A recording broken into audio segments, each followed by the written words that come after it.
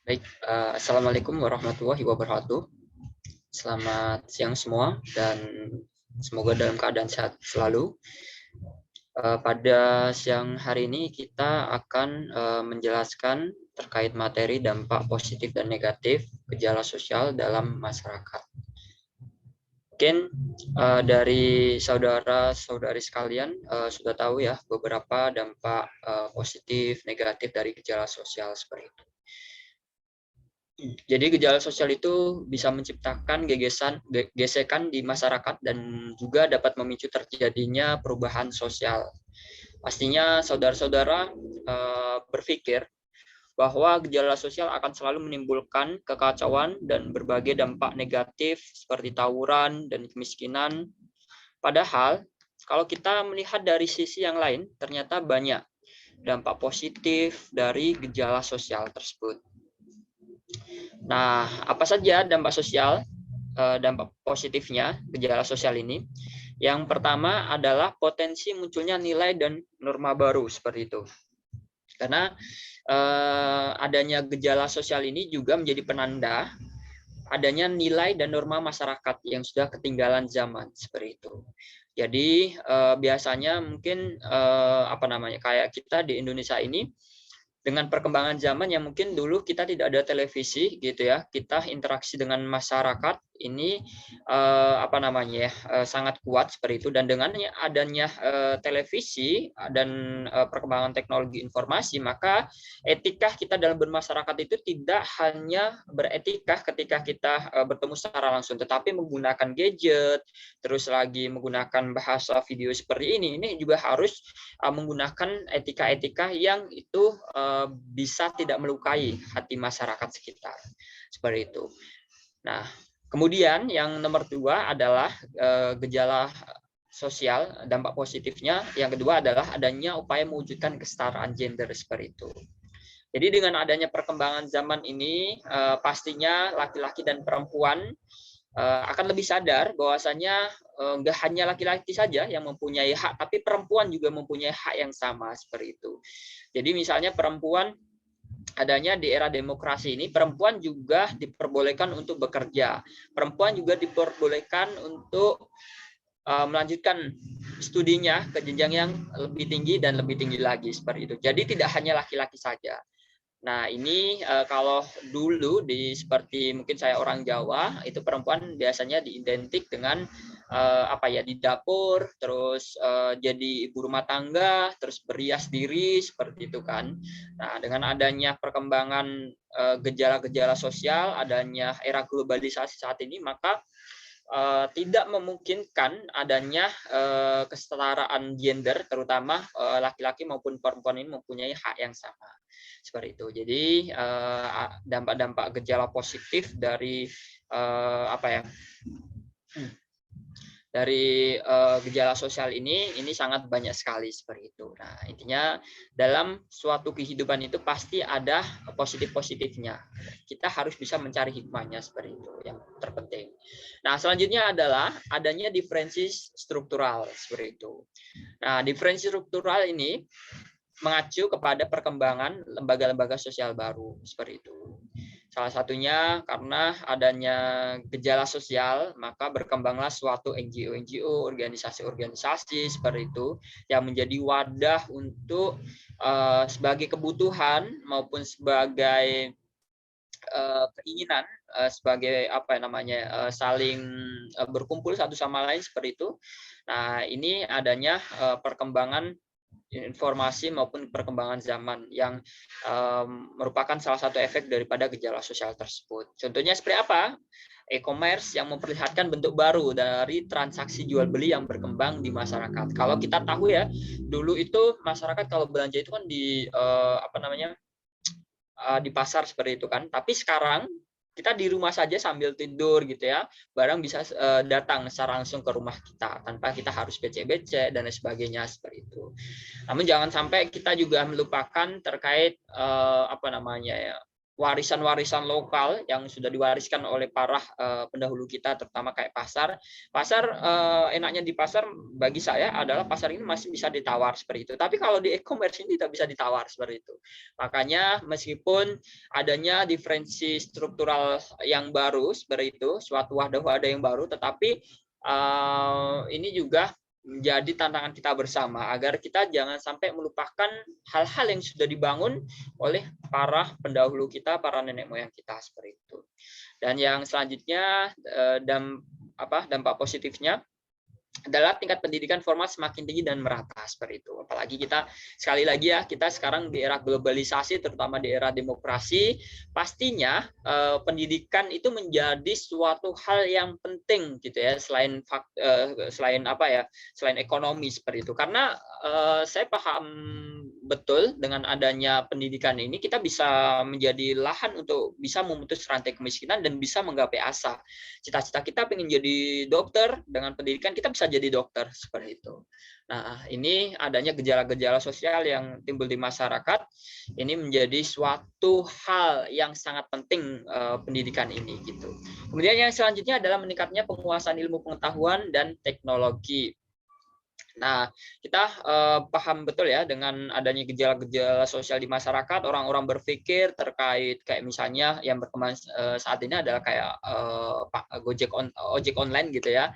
Nah, ojek online ini kita paham betul ya, yang awalnya dulu misalnya kalau kita mau pulang kampung, di situ di pertigaan harus nyari ojek pengkolan gitu ya. Nah, itu jaraknya agak lumayan jauh, apalagi kalau memang di situ nggak ada ojek, akhirnya kita harus menunggu lama seperti itu. Nah, dengan adanya perkembangan teknologi, akhirnya orang berpikir gimana ya kalau misalnya ojek ini diakomodir, diorganisir jadi satu yang akhirnya itu bisa dipesan kapanpun seperti itu. Dan harganya pun kita tahu gitu. Nah, ini adalah salah satu peningkatan ilmu pengetahuan dan teknologi, adanya gejala-gejala sosial di masyarakat, dengan adanya percepatan akses informasi, jadi orang ingin hidupnya itu lebih serba cepat seperti itu. Nah, selanjutnya adalah berkembangnya industrialisasi seperti itu ya. Ketika masyarakat sudah mendapatkan pendidikan yang baik, pastinya produktivitas masyarakat pun akan lebih meningkat dengan sendirinya. Hal ini mengakibatkan industri-industri semakin berkembang menjadi lebih baik seperti itu. Salah satunya makanan cepat saji gitu ya, kayak misalnya dulu kalau kita makan itu harus makan di warung seperti itu, tapi sekarang makan bisa pakai roti, bisa pakai pop mie dan lain sebagainya seperti itu. Nah, industrialisasi yang berkembang saat ini membantu masyarakat dalam hal penghematan waktu dan penghematan tenaga gitu, banyak hal seperti itu ya. Kemudian selanjutnya adalah kesadaran politik yang semakin tinggi seperti itu. Nah, kalau dulu mungkin masyarakat kurang terdidik dengan adanya pentingnya berkontribusi setiap individu dalam praktek politik seperti itu. Nah, sekarang jadi orang-orang tahu mana yang bisa dipilih, mana yang tidak harus dipilih gitu ya.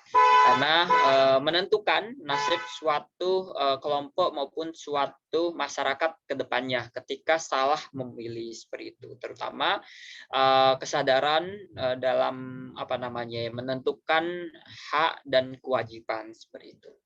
Dan yang selanjutnya, yaitu yang terakhir, terkait dampak positif gejala sosial, yaitu perlindungan terhadap kebebasan dalam kehidupan beragama. Mungkin saudara-saudara paham betul ya, mulai dari awal kemerdekaan itu hanya ada beberapa agama, selanjutnya ditarik sampai ke sini, itu ada sekarang ada 6 agama, dan penghayat kepercayaan pun masih diakui sebagai entitas yang berketuhanan yang Maha Esa seperti itu. Nah, gejala sosial ini memberi pelajaran banyak kepada masyarakat pentingnya hidup berdampingan dan menghormati keanekaragaman seperti itu. Nah, ini yang harus kita jaga seperti itu ya, meskipun kita hidup di era globalisasi, namun kita sebagai masyarakat Indonesia harus tetap mengedepankan yaitu manusia yang berketuhanan yang Maha Esa dan mempunyai adab yang sesuai dengan kehidupan bermasyarakat, gitu, yang tidak bertentangan dengan nilai-nilai agama, kebangsaan maupun negara kita tercinta seperti itu. Nah, kalau kita berbicara mengenai hal-hal dampak positif gitu ya, kita pasti juga harus tahu dampak negatif dari gejala sosial itu apa saja seperti itu. Nah, yang pertama adalah terjadinya kerusakan alam di berbagai wilayah seperti itu. Nah, ini salah satunya tadi ya antitesa daripada dampak industrialisasi ini yang mengakibatkan banyak warga yang mengambil sumber daya dari alam secara berlebihan atau bahkan dengan sengaja merusak alam gitu ya. Nah, ini kita sebagai orang yang terdidik seperti itu ya, kita harus bisa menempatkan mana yang kebutuhan dan mana yang keinginan seperti itu. Dan harapannya kita saling bisa mengingatkan, terutama kalau kita punya sanak saudara yang bekerja di industrialisasi, itu kalau bisa jangan terlalu berlebihan mengeksploitasi daripada alam kita seperti itu, karena alam ini bukan hak orang-orang sekarang, tapi alam ini juga nantinya adalah hak daripada cucu-cucu kita ke depan seperti itu. Jangan sampai kita yang dulunya tahu sungai, tahu hutan, akhirnya cucu kita nggak tahu. Kita hanya warisi ampasnya saja, salah satunya sampah ataupun rosokan-rosokannya seperti itu. Nah, selanjutnya adalah terjadinya penyimpangan sosial di tengah masyarakat.